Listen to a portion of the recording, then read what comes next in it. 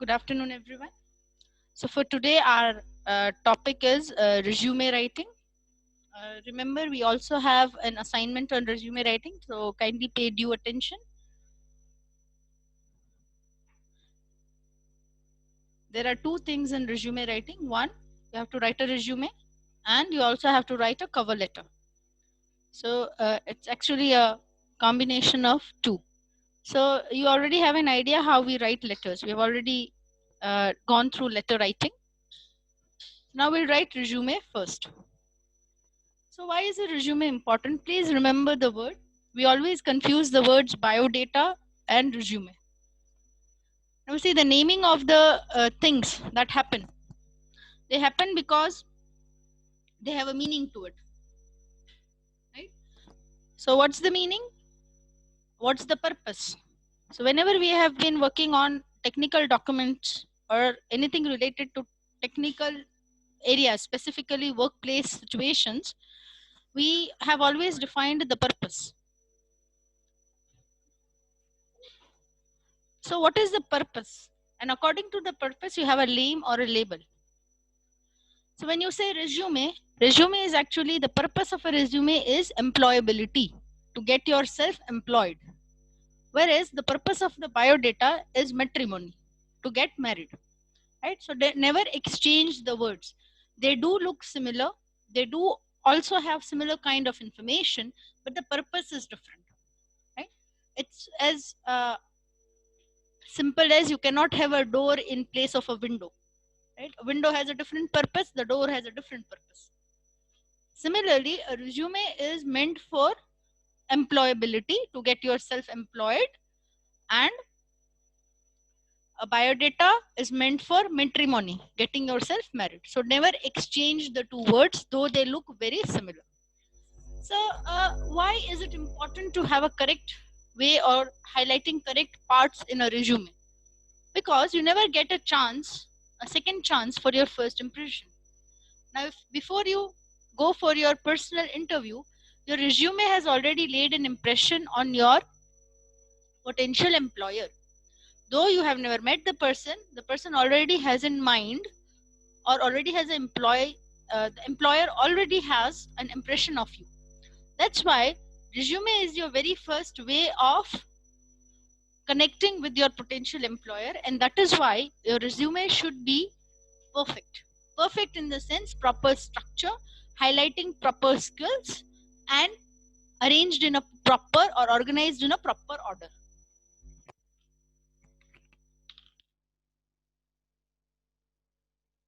So why do we need a resume? Can't we just meet the person and get ourselves a job? Or can't we just meet the person and give him or her a job? You know, some of you might have this thought in mind, ma'am, we don't want to apply somewhere. We'll be people who will be giving jobs to others. We want to run businesses. So we need to know resume even if you are sitting on the either side of table. That is, either if you are getting yourself employed or you are going to employ somebody, and you need to know what kind of skills are required, and that's why you should know resume. So resume is actually a marketing tool, a tool to market your skills, a tool to highlight your strengths, a tool to show your knowledge and wisdom, right? How you have acted in a current scenario.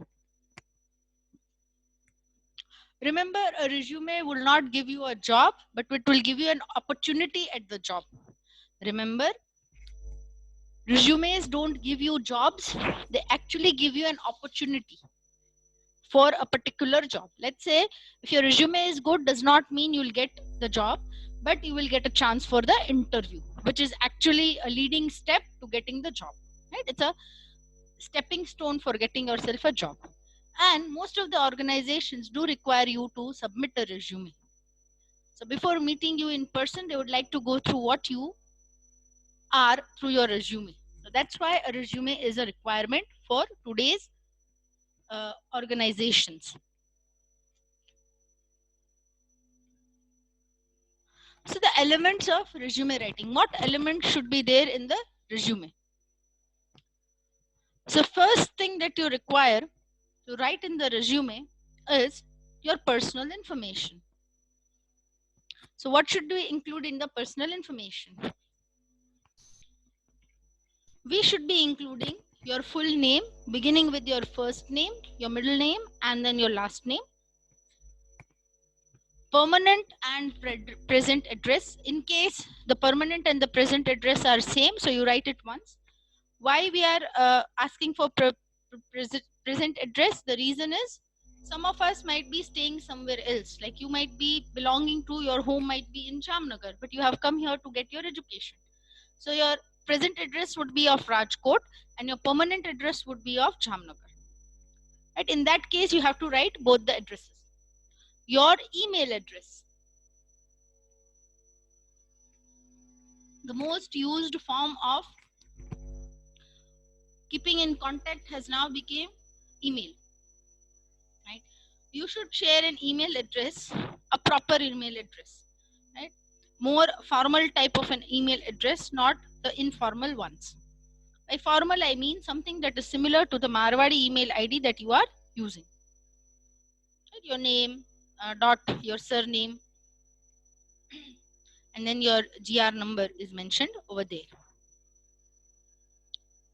So you should be giving a proper formal email address. In case you don't have a formal email address, you need to form one in case for the resume part. Moreover, you have to give email address of the email or the mail that you are frequently checking or you are opening it. By frequently, I mean within once in a day or twice in a day or maybe once in 2 days, right? So that whatever information they have, they can update you on immediate basis. Next, you have to give your working contact number. Most of the times now what people do is they share the contact number on which they are using WhatsApp. So it's easier to communicate and connect with the person.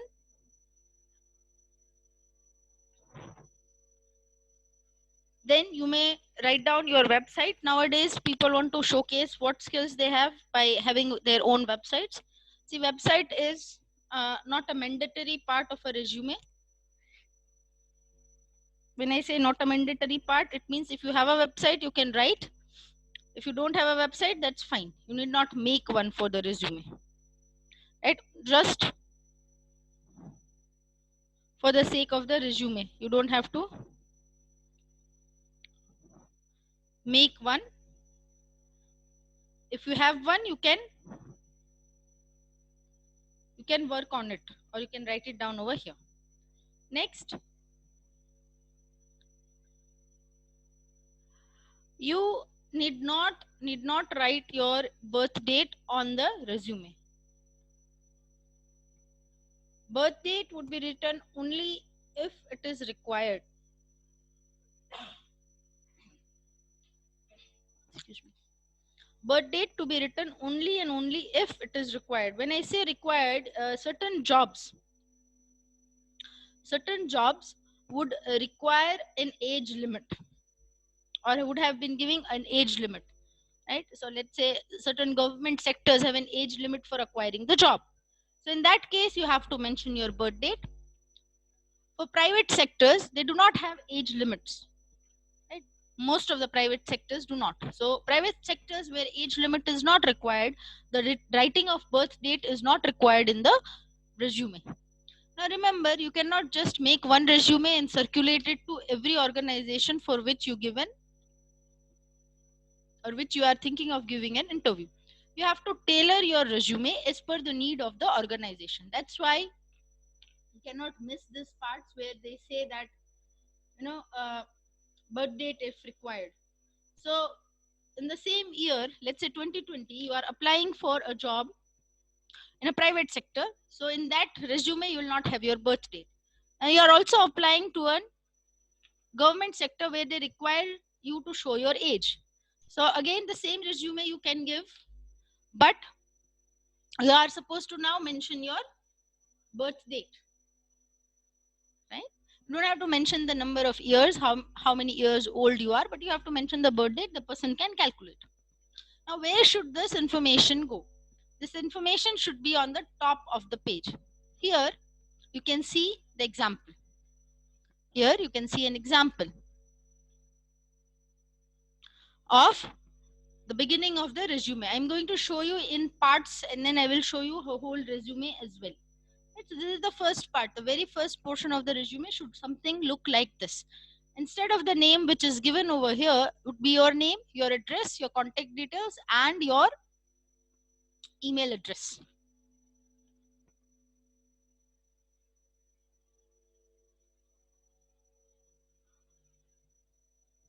Then the very next thing which should come is what should be your career objective or your professional objective. The why part, right? Here again, the why part. Why are you willing to do this job? Right? So what is a career objective? A career objective is actually a statement that relates to what you want to do or you want to achieve in your life. What you want to do or you want to achieve in your life. So let's say here you don't have to use the pronouns I want to do this. So you can say a bright um, student who's interested in exploring his strengths and growing with the organization. This could be one of the career objectives. And this could be one of the career objectives. This is just an example. You can find many such examples. Why do we want to have a career objective? Career objective actually showcases your focus on how you want to grow in your career.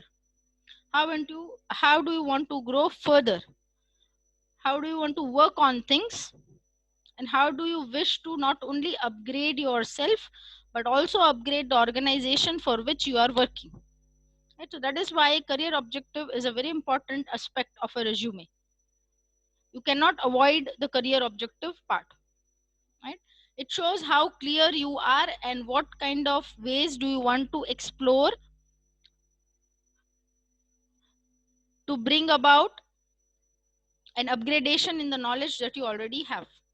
Remember, today's era has now become an era of knowledge. Why you cannot stay not upgraded, or you cannot not upgrade yourself. Every moment you have to try and upgrade, you have to try and make a change or try and be with the kind of information that we have, because every time when we are in this world, when you look at things, what happens is if you are not upgraded, you become outdated very soon, right? So you need to work in such a way that you upgrade yourself. And how much are you willing to go? What far are you willing to go to upgrade yourself? Get the proper knowledge in the proper direction. Let's say the objective example over here is to obtain an entry level human resources position. Please remember, you can either form your resume in a tabular form or you can always write it in a paragraph. What I'm trying to showcase over here is an example. And I have put it into a tabular form so that you understand how the resume is built gradually. That is step by step. So the first step was your personal information. The second step is your objective. So we have a reconnecting question over here.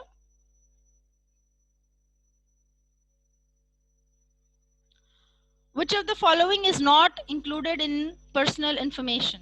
You may type your answers in the chat box.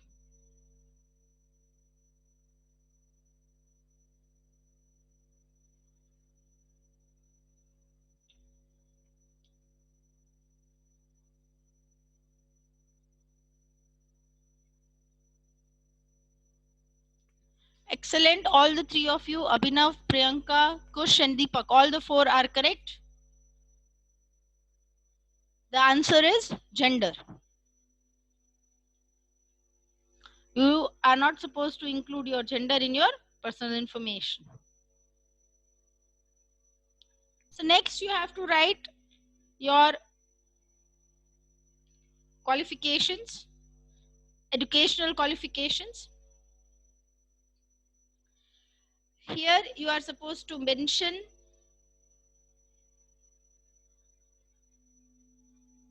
your education in the reverse chronology.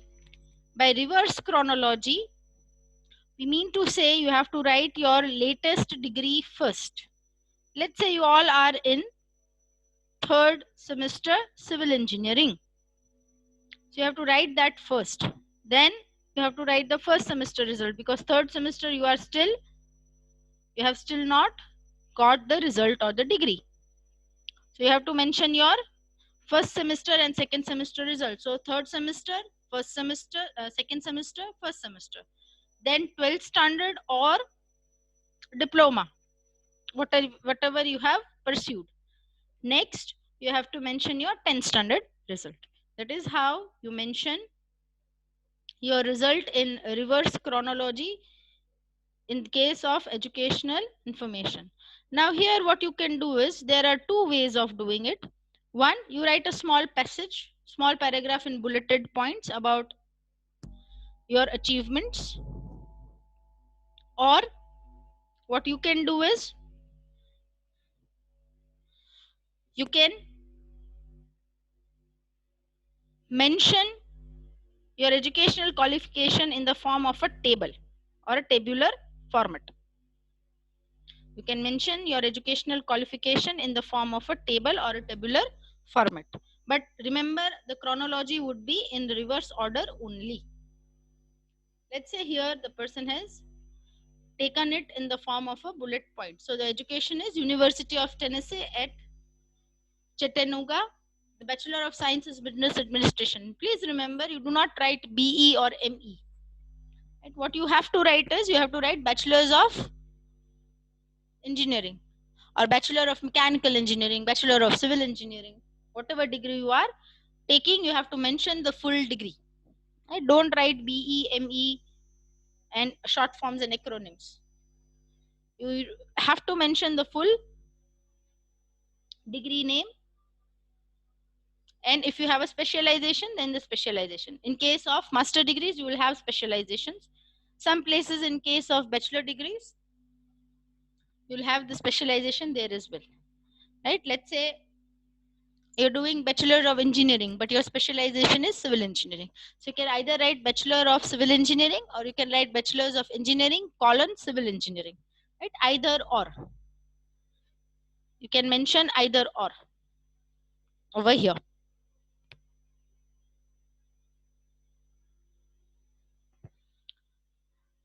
So this is just one example of the bachelor degree. If you have more degrees, diplomas, you can mention it in extending in order of reverse chronology. That is, the latest degree first and the other ones in that order. Next, your work experience. Now in your case, what happens is, you are, or you would be, students who are freshers, might not carry an experience. Some of you might be carrying experiences of your internship program that you have gone through. So you can mention here, what do you mention in your job experience? You'll mention whether it's an internship, or whether it's a part-time job, full-time job, or you are self-employed. Some of you might have experience of running businesses. So you can talk about that part over here.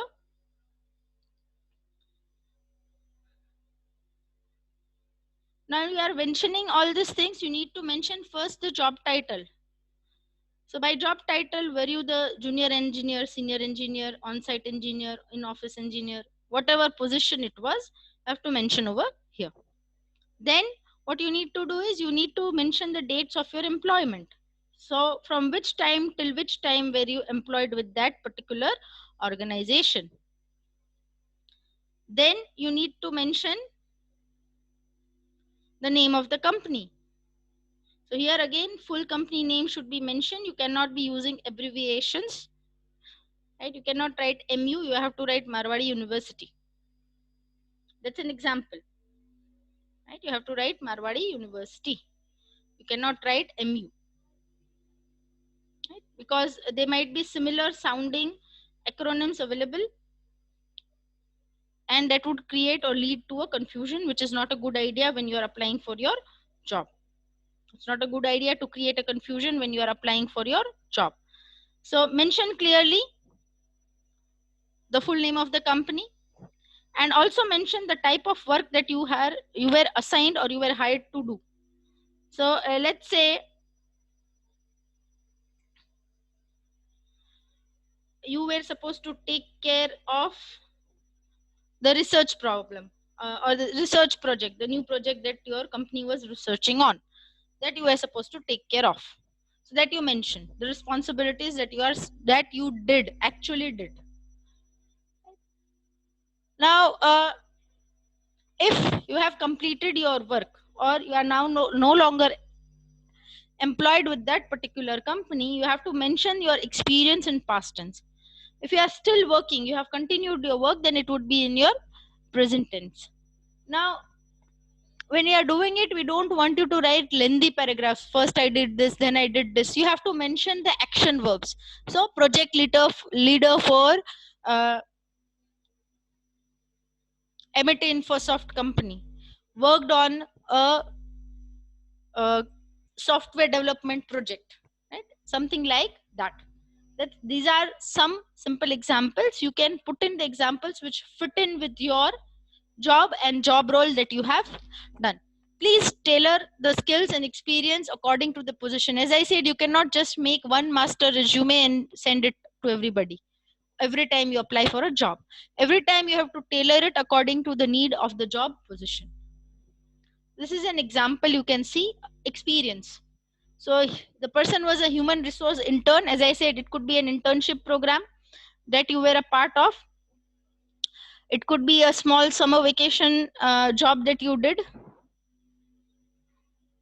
or it could be your own business where you were gaining experience with your, if it is a family business, with the members of your family, right? Then you see the person has other experience apart from the field experience. Sometimes you might not have exactly worked in the field of your education. You might have taken experience elsewhere as well. Apart from the field, you wanted to take some experience, and you have taken that. So you can also mention that. Here again, you have to mention the first information that is relevant to your position for which you are applying, and then you can mention your other experiences as well.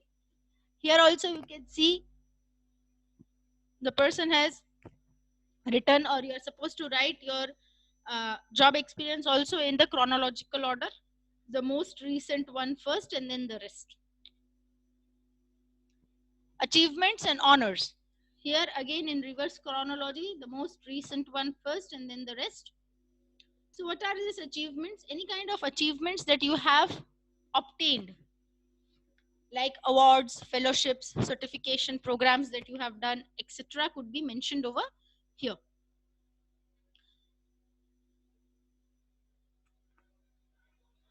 Why do we need to mention this extra activities? We need to mention it because nowadays employers or potential employers are looking for people with dynamic personality.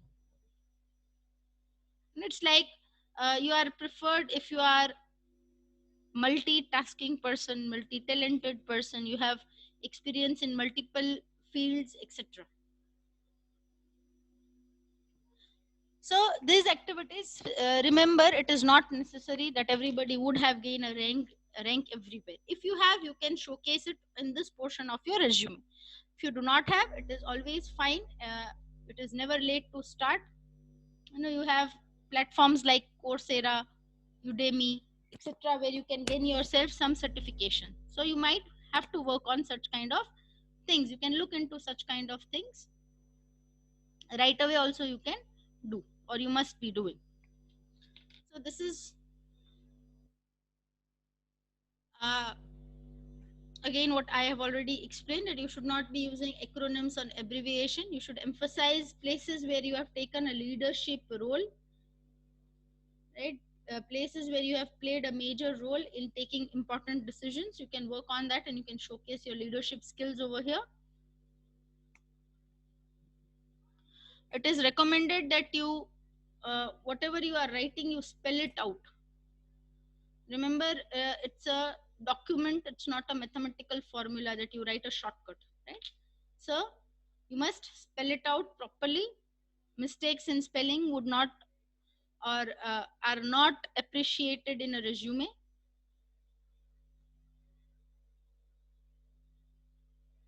So take care about spelling and grammatical errors as well, and language usage as well. Here's an example. activities and honors. If you look towards the very end of the document of example, there you can find the example that the person has a golden key honor society till present. She was on the dean's list or appreciated by the college or the dean, and the years are mentioned clearly. Please mention years clearly. Now, what kind of documentations you can mention over here? You can mention the documentation for which you have proofs. I stood first in my first standard. We don't have certifications. We have to give a certification or a proof in this case when we are giving our resume. So you may be able to prove it with the help of a subordinating document, like a certification you already have, a trophy you would be having with yourself, something like that. So is the statement true or false? We have a reconnecting question. In educational qualification, most recent degree is listed last. Is the statement true or false?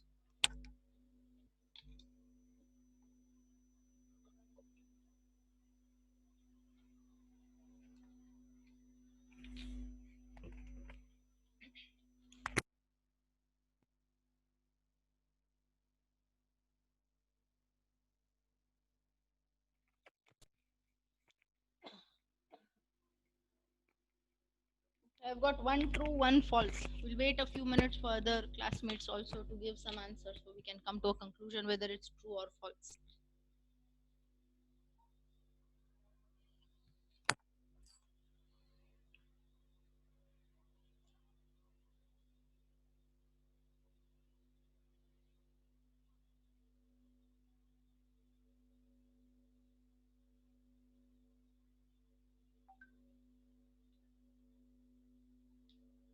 Okay, now we have got 3 people who are stating it true and 2 people who are stating it false. Fine. Let me clear the confusion. Remember, listed last. The educational degree most recent. Recent degree listed last. No. Remember, I had said the reverse chronology. So most recent degree first and then the rest. Remember? Right? So the statement is not correct. It is false. References. References are an important part of the resume. References are actually people who can vouch for you. By vouching, I mean if I ask the person, should I employ him or her? They can say, yes, yes, he or she is a very intelligent person. It could be a good addition to your company. You need not worry. The company will grow and flourish. Like I can take a guarantee for him or her. That's what the referencing part is for. Right? So when you write somebody's name as a reference in your resume, you first need to take the person's permission whose name you are writing. You cannot just write down anybody's name. Why should I take somebody's permission before using his or her name? Because you are using the person's name there on an official document, and the person might be contacted by your potential employer. They might be contacted, so they should know why their name has been referred to or who has referred their name in a document. Right? That's the reason you should always ask or at least inform the person whose name you are going to mention in your resume. So what do I include in the reference portion? So you have to include the person's full name, beginning with the name, the middle name, and the last name. Then the person's designation in whatever so organization the person is employed, the contact address, the email address, and here by contact address we mean the address of the office or institute or organization where the person works, and the email address and the telephone number. Now here, instead of telephone number, at times you can also give the person's mobile number with the consent of the person after taking the permission of the person. Usually you have to mention a minimum of 2 to 3 references in your resume. You need to refer to, or you need to have a reference of 2 to 3 people in your resume. So these are the do's of resume. People do not want long resumes. You are not supposed to write wrong resumes. You are supposed to write concise, short, to the point resumes. The resume should be easy to read.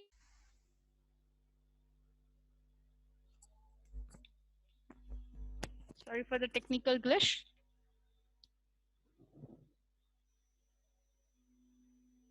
So as I was saying, you should not have a lengthy resume. Nowadays, resumes are limited to 1 page or at the max 1.5. So the don'ts: don't use pronouns such as I, me, my, myself, etc. Keep it objective. You are not supposed to include personal information like your age, your height, your weight, your marital status, etc. Do not include information which is not necessary or essential, so that if you include information that is unnecessary and non-essential, it may lead to misrepresentation. So try to keep your resume as precise as possible. Right? Now, what is a resume? A resume is a document that would get you a job. But how did you come to know about the job, and how will you inform the employer that this is the source of my knowledge? So a resume is always accompanied by a cover letter. It is actually a short letter. The format remains the same like we have done for letter writing, but the main body part would cover these 3 points. That is, why are you one of the best candidates for the job? 2, that you understand the position and responsibilities that come along with the position for which you are applying. And 3, why should you be given a chance for an interview? Your cover letter, you remember the sender address, the date, the receiver address. Here again in the cover letter, you are supposed to mention it the same way: the sender's address, the date, and the receiver's address. So you are the sender, your address, receiver means to your current, to your potential employer. Remember never to use to whom it may concern. You are always supposed to write dear sir or dear ma'am. Your cover letter should have a minimum of 3 paragraphs. One, you should be informing them the position for which you are applying and how did you come to know about this job position or vacancy. Yes.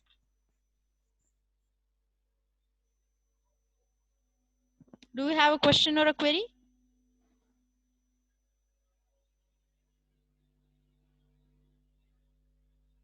I assume that's a no. In the middle paragraph, you would be highlighting your skills. And in the last paragraph, in case the employer wants to contact you, what time would you be suitable for you as well as the employer? Do not forget, here remember, in the cover letter you will always have an enclosure. Do not forget to write that you have enclosed your resume, you have attached your resume with the cover letter. So always mention an enclosure in the end. So this is a reconnecting question for us. A cover letter should include at least dash paragraphs. How many paragraphs should a cover letter include?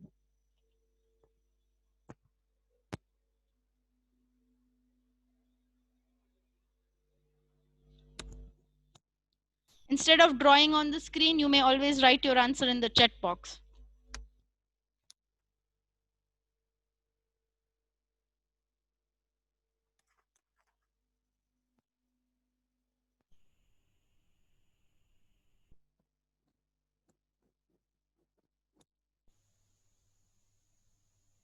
Just one answer. We'll wait a few minutes for others to also answer this question. Very easy question.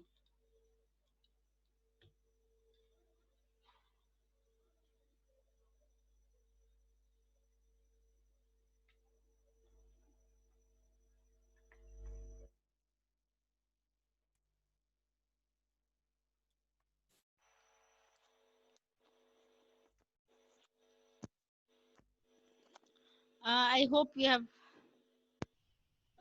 get 4 answers, but unfortunately none of you are correct. Remember here,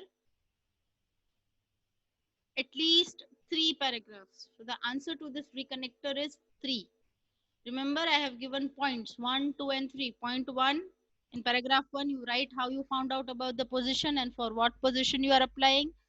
Point number 2 or paragraph number 2, what are the skills that you have to offer for the position. And point number 3, how you and the employer or the potential employer can connect with each other. This is what you write in the cover letter.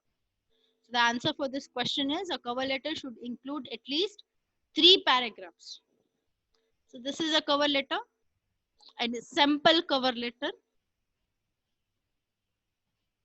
Here CV, it is called curriculum vitae. If you see in the second last line, my CV is closed here. And see at the end also it is written ENCL, that is enclosure. And what you have enclosed, the CV of Tamanna Patel.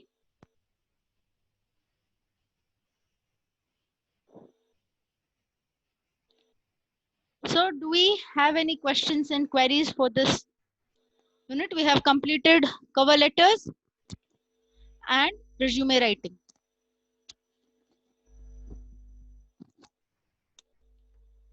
It's a yes or no question. Do we have any queries?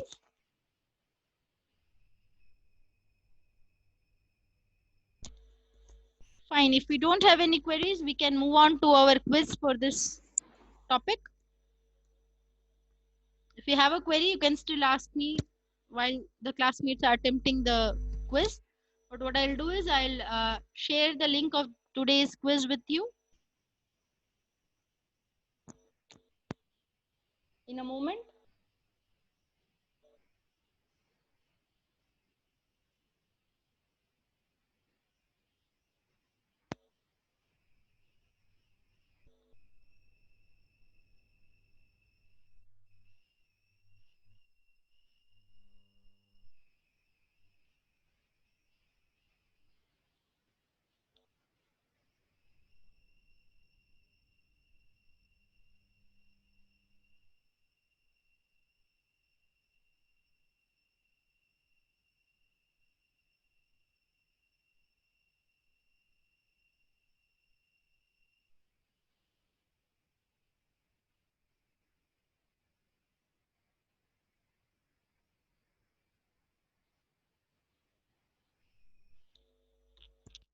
So today's quiz link has been shared with you in the chat. You can attempt your quiz now.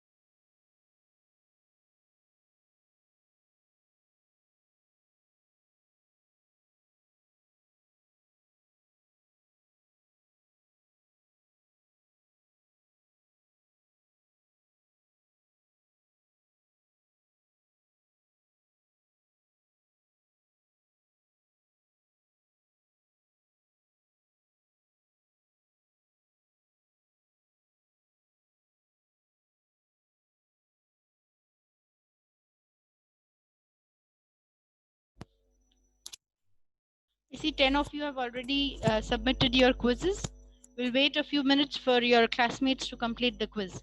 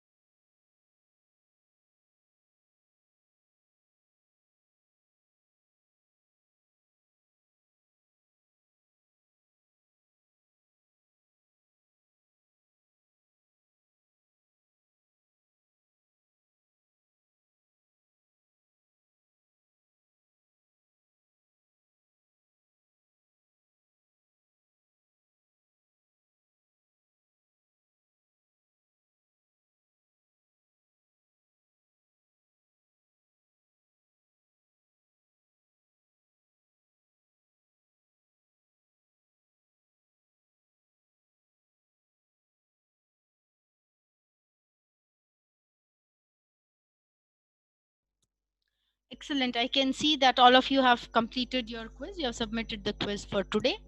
With this, unit number 2 is completed. So on Thursday, we will have unit 2 test.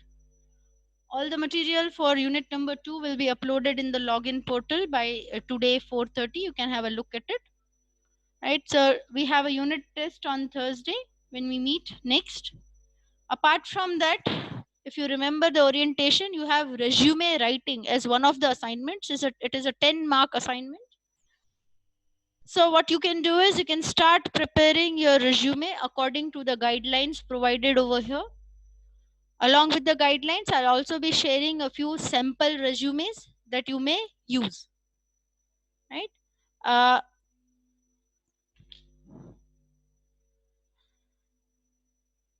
be taking the attendance for the day now. So enrollment 18 series, enrollment number 14. Yes, ma'am.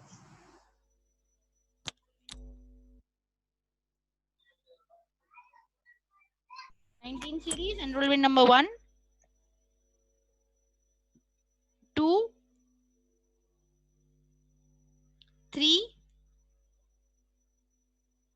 4, Yes, ma'am. 5, 6,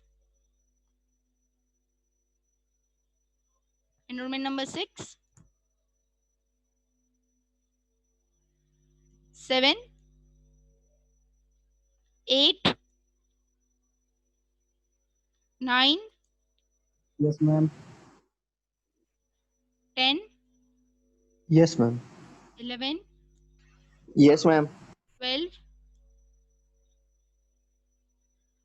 Yeah. Oh.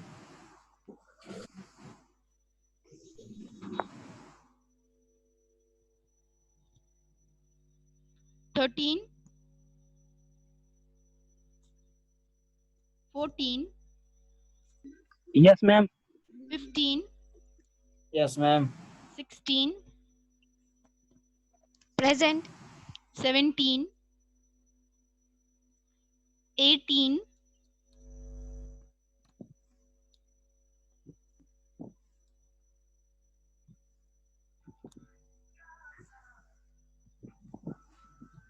19, Present, ma'am. 21, Present, ma'am. 22, Yes, ma'am. 23. Yes, ma'am. I'll Hello, call out. ma'am. Yeah, I'll call out the absent numbers so you can verify if you have missed your name, number or name. Some of the names I can see and I have already marked as well. So the absent numbers are enrollment number 1, 2, 3, 5, 7, 13, 17. These are the absent numbers for today's lecture.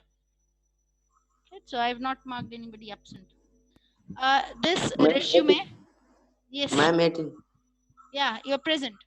That's why your name was not called out.